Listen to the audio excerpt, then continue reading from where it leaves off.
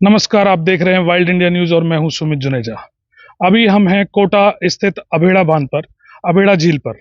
आप देख सकते हैं मेरे जस्ट पीछे जो है ये अभेड़ा झील है, जिसका मैं साइन बोर्ड आपको दिखाने जा रहा हूँ। अभेड़ा झील का ये जो है ये एक देखा जाए तो एक हिस्टोरिकल प्लेस है, जो कि यहाँ पर ये रियासत कालीन जो ये राजा महाराजाओं के टाइम पर ये बना हुआ है। अभी हमारे साथ में है कोटा जिले के पूर्व मानद वन्य जीव प्रतिपालक मिस्टर रविंद्र तोमर।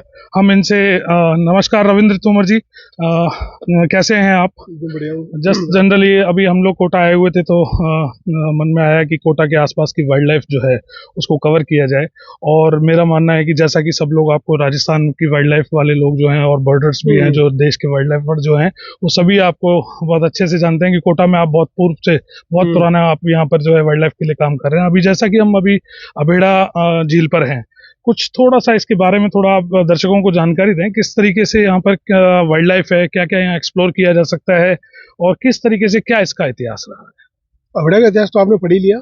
ये स्टेट टाइम का शिकारगाह था जहाँ पर कोटा के राज परिवार के लोग शिकार करते थे, गोट पार्टी करते थे। हाड़ौती में क्या गोट पार्टियां बड़ी फेमस होती हैं, तो ये बरसातों में यहाँ गोट पार्टी करते थे।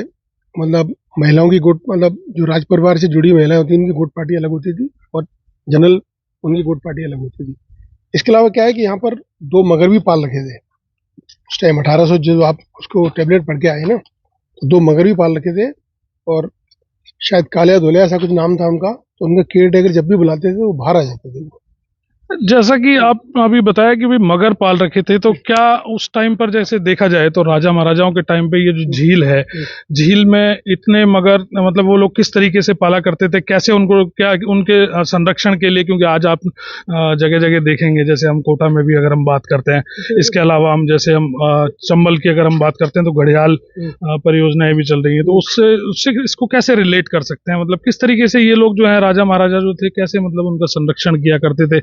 आवाज लगाने पे मगर का आना, ये भी एक मतलब देखा जाए तो ये बहुत मतलब कि बहुत वैसी चीज है कि ऐसी बात होती है कि एक बार को कोई भी सुनेगा तो इस बात को कि वो मतलब वो करेगा, अचंभा करेगा कि किस तरीके से उनको ट्रेनिंग दी जाती थी या कैसा है उनके संरक्षण करते थे। उनको क्या ट्रेनिंग नहीं दी जाती थी, वो क्या आपकी आवाज को अपने भोजन से रिलेट करते थे।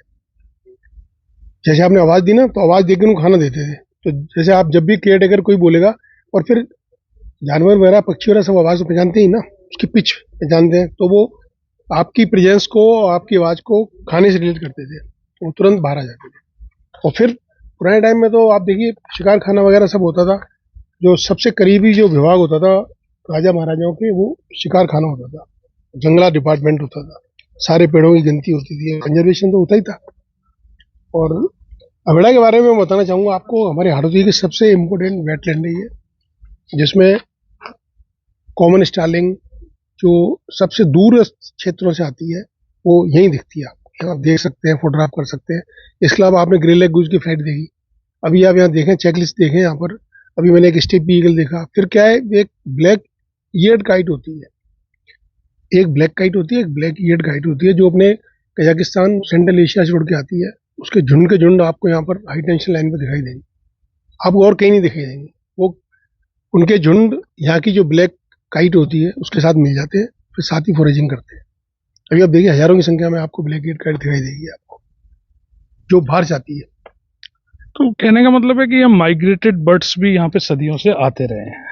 जैसे माइग्रेटेड बर्ड्स की बात करें, जैसे कि अभी आपने काइट्स के बारे में बताया, कुछ डक्स भी हैं यहाँ पर, काफी यहाँ की जो डोमेस्टिक बर्ड्स हैं वो भी यहाँ पर हैं। जैसे हम अगर माइग्रेटरी बर्ड्स की हम बात करते हैं तो उनके लिए जैसा कि अभी आपने देखा यहाँ पे, जैसे कि आपने झील को अगर हम देखते हैं तो झील के संरक्षण के बारे में, जिससे कि माइग्रेटेड बर्ड्स जो है वो यहाँ आकर प्रॉपर तरीके से बनी रहे, क्योंकि अभी देखा जा रहा है कई जगह इस तरीके की स्थिति हो गई है कि माइग्रेटेड बर्ड्स आते थे, काफी टाइम तक वहाँ रहवास करते थे, लेकिन संरक्षण ना होने की दिशा में वो वहां से मूव हो गए और अलग अलग जगह पे और जगह जाने का उन्होंने जो है रास्ता बना के वो और जगह जाके वहाँ सेट हो गए। तो क्या इस झील के लिए भी कुछ ऐसा वन विभाग या मतलब जो यहाँ के पर्यावरण जो संरक्षक जो लोग हैं जो कि पर्यावरण संरक्षण में लगे हुए हैं, वाइल्ड लाइफ कंजर्वेशन में, क्या कुछ प्रयास किए जा रहे हैं यहाँ पर इस तरीके के? प्रयास तो ये कि इस वेटलैंड का सबसे बड़ा वो इसका जो हादसा हुआ, वो यहाँ हुआ 440 केवी स्टेशन बनने से। अब देखिए चारों तरफ सारी टॉवर लाइन बनी हुई है, जिससे क्या बाहर से पक्षी आते हैं तो उनको टेक ऑफ के लिए और उतरने के लिए भी जगह चाहिए होती है। जी ऐसा नहीं होता सडनली उतर गए। बिल्कुल। हर पक्षी की विशेषता होती है। तो जो बाहर से पक्षी आते हैं जो भी होते हैं तो टेक ऑफ के लिए जगह चाहिए, विंड डायरेक्शन चाहिए होता है अलग से, अपोजिट विंड डायरेक्शन तो उड़ पाएंगे। तो यहाँ क्या है, इनके उतरने के क्षेत्र में ये टॉवर लाइन बहुत आते हैं, क्योंकि मैंने यहाँ पर कैजुअलिटी भी देखी है। लेकिन इतना सब होने के बावजूद भी वन विभाग जो अपना कार्य कर रहा है, जैसे ये अपना अभड़ा बायोलॉजिकल पार्क बनाया, तो ये पूरा ग्रास लैंड संरक्षित हो गया इससे। आप इसके अंदर जाके देखेंगे ना, तो आप पशुओं के अलावा जो बाहर जो ग्रासलैंड डेवलप हुआ है उसको देख के आप दंग रह जाएंगे, इतनी प्रजाति। कहने का मतलब वन विभाग जो है यहाँ पर पूरी तरह सक्रिय है और अब सही दिशा में, सकारात्मक दिशा में पक्षियों के लिए, वाइल्ड लाइफ के लिए यहाँ पर प्रॉपर कार्य किया जा रहा है। बिल्कुल किया जा रहा है। और जब तक, मेरा मानना ये है कि जब तक आप ऐसे वेटलैंड्स जाएंगे नहीं ना, ये बर्ड वॉचिंग के लिए, इन सब चीज़ों के लिए, जब भी मतलब जैसे कई इन्फॉर्मेशन होती है, तो कौन इन्फॉर्मेशन देगा? हर टाइम हर जगह वन विभाग या कोई भी विभाग, संबंधित विभाग के लोग हो नहीं सकते। तो जैसे मैं गया, मैंने कुछ देखा, कुछ बता दिया उनको। तो इस तरह अपने को हर वेटलैंड्स पे जाना चाहिए। जो भी आज देखो आप, वर्ल्ड हेल्थ ऑर्गेनाइजेशन ने भी कहा है कि ज्यादा से ज्यादा लोगों को आपके, जैसे कि बर्ड वॉचिंग की अगर हम पर्टिकुलर बात करते हैं, तो अब जैसे राज्य में कई जगह बर्ड फेयर होते हैं, बर्ड रेस भी होती है, इस तरीके के आयोजन जो हैं, इस तरीके के राजस्थान सरकार द्वारा और जो पर्यावरण संरक्षण जो लोग कर रहे हैं, जो कंजर्वेशन में काम कर रहे हैं, उन लोगों के द्वारा में इस तरीके के कार्य किए गए हैं कई जगह पर। जैसे उदयपुर बर्ड फेयर होता है, जयपुर में भी अभी होने वाला है। तो इस तरीके से क्या कोटा में भी किसी तरीके का कोई बर्ड फेयर इस तरीके का होता है, या यहाँ अभेड़ा झील पर, जैसे कि चूंकि ये बर्ड्स के लिए काफी फेमस है, पुराना रियासत कालीन जगह है, तो कुछ ऐसी प्लानिंग विभाग की या आप लोगों की कुछ इस तरीके से है कि क्या यहाँ पर भी कुछ इस तरीके की एक्टिविटीज कराई जा सकती है जिससे इनके संरक्षण में योगदान मिल सके? मैं जिस सोसाइटी से संबंधित हूँ, हाड़ोती नेचुरलिस्ट सोसाइटी, ये सोसाइटी राजस्थान में पायनियर है, जिसने पहले ये बर्ड फेयर वगैरह स्टार्ट किए थे। मुझे ध्यान है, हम 2-2, 5-5, 10-10 स्टूडेंट्स लेके आते थे यहाँ पर, जब भी पूरा जंगल था। तो हम लोग तो हर साल ही कराते हैं बर्ड फेयर, और हमने ही सबसे पहले, हमारी सोसाइटी ने ये बर्ड फेयर स्टार्ट किया, छोटे बच्चों को लाके या जो भी संबंधित लोग हैं। अब तो खैर बहुत बड़े स्तर पर होता है, और इससे नेचुरली कंजर्वेशन तो होता ही है। लेकिन क्या है कि अवेयरनेस क्रिएट होनी चाहिए कुल मिला के पक्षियों के प्रति। जो भी आप कार्य करें उससे अवेयरनेस क्रिएट हो। अवेयरनेस क्रिएट होती है, जैसे आप बर्ड वॉचिंग देख लो। आप अगर आपको 4 पक्षियों, मैं कह रहा हूँ बर्ड वॉचिंग के लिए आपको कहीं जाने की जरूरत नहीं है, आप अपने फ्लैट से कर सकते हैं। जो भी दिखता है आपको, उसको आप 4 पक्षियों के अगर आपको नाम याद होगे ना, तो फिर आपको रुचि आपकी दिनों दिन बढ़ती जाएगी। कोटा शहर की हम बात करें, कोटा के आसपास के हम बात करें, तो कोटा देखा जाए तो यहाँ पर मुकुंदरा टाइगर रिजर्व भी है। साथ ही साथ कोटा को जो है एक देखा जाए तो हेरिटेज सिटी भी है। और साथ ही साथ हम बात करते हैं पर्यटन की, तो पर्यटन के हिसाब से भी कोटा एक अपनी एक विशेष जगह रखता है। तो जैसा कि आप पर्यटन से भी जुड़े हुए हैं, तो अभेड़ा झील की अगर हम बात करें, तो क्या यहाँ पर इस तरीके का कुछ सरकार या वन विभाग इस तरीके की कोई एक्टिविटी करने जा रहा है जिससे कि पर्यटन को यहाँ की तरफ जो है आकर्षित किया जा सके? पर्यटन को तो वन विभाग ने तो इतना बड़ा अभी इस चीजों की पहचान नहीं पाया है। जो अभेड़ा बायोलॉजिकल पार्क है, जिन्होंने देखा, देख के आश्चर्यचकित रह गए। असेट है कोटा के लिए। अपने को फ्यूचर में कभी भी कोई बर्ड रेस या बर्ड वॉचिंग वगैरह करनी है तो सारा इसके अंदर ही कर सकते हैं। इतना बढ़िया ग्रासलैंड डेवलप हो गया है सुरक्षा की वजह से।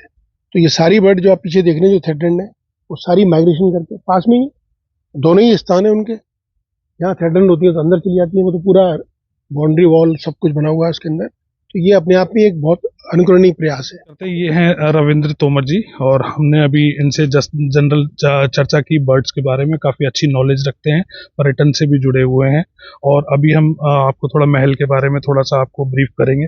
जैसा कि आप यहाँ ऐतिहासिक जो अभेड़ा की हम बात करते हैं, तो अभेड़ा शब्द अभ्यारण्य का एक अपभ्रंश है, जो कि रियासती युग तक अभेड़ा घना जंगल था। मतलब यहाँ पर एक बहुत डीप फॉरेस्ट हुआ करता था, जिसमें हजारों वन्य जीव यहाँ पर रहा करते थे, जैसे कि टाइगर भी रहा करते थे, यहाँ पर कई सारे बर्ड्स रहा करते थे। यहाँ के जो राजा थे, जो महाराजा थे, उन्होंने यहाँ पर मगरमच्छों को पाल रखा था। कहा ये भी जाता है कि मगरमच्छ को बुलाने के लिए जो चौकीदार था वो आवाज लगाया करते थे, और मगरमच्छ जो है वो झील में से बाहर आ जाया करते थे। तो महल में रियासत कालीन युग में भी आम, यहाँ पर जो अगर वृक्षों की बात करें तो यहाँ पर आम हुआ करते थे, जामुन हुआ करते थे, यहाँ की जो नारंगी है, जो कि संतरा जिसको बोलते हैं, वो बड़ी फेमस हुआ करती थी।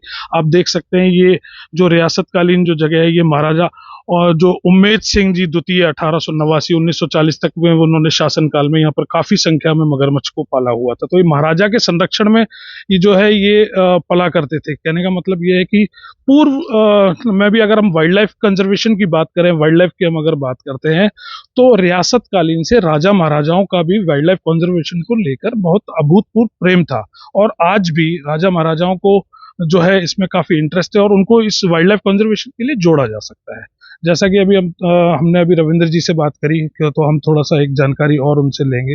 रविंद्र जी, मैं ये जानना चाह रहा था कि जैसे कि यहाँ चंबल नदी भी है, मतलब जो कोटा के आसपास में, तो चंबल के अंदर जो टूरिज्म का, अगर टूरिज्म की दृष्टिकोण से अगर हम देखते हैं, तो कितना इम्पैक्ट है, कितना टूरिज्म यहाँ पर जो है चंबल के और अभ्यारण्य को घूमने के हिसाब से आ जाता होगा? अभ्यारण्य तो अभी ऑफिशियली शुरू नहीं हुआ है, लेकिन चंबल को घूमने काफी लोग आते हैं। कोरोना काल से पहले तो काफी लोग आते हैं, अब धीरे धीरे टूरिज्म भी पिकअप कर रहा है।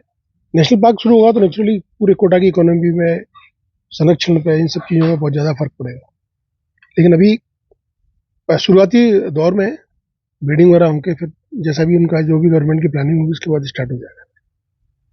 कहने का मतलब है कि राजस्थान सरकार, वन विभाग एवं जो वाइल्ड लाइफ कंजर्वेशन पे कार्य कर रही संस्थाएं, कुछ लोग, रविंद्र जी जैसे जो लोग हैं, वो पर्यावरण संरक्षण के लिए विशेष अपना योगदान दे रहे हैं, जिससे कि वाइल्ड लाइफ संरक्षण की दिशा में सकारात्मक रूप से कार्य किया जाए।